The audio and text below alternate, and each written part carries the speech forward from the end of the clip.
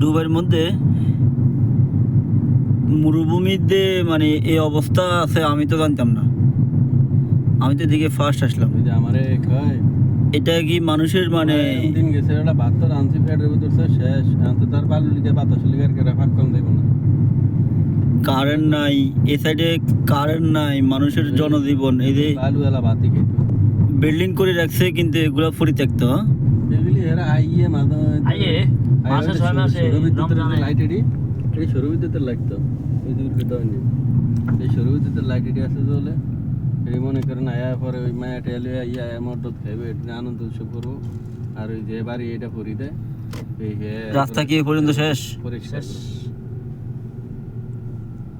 এবারে হ্যাঁ যারা আইবো না না আমি কি রমন নাও মাথা খারাপ এটি এইটু আমলের গাড়ি না রমন আমি নাও টেলে ল্যান্ড করলে ওই দিকে তো নাই হ্যাঁ আসবেন নি একটু?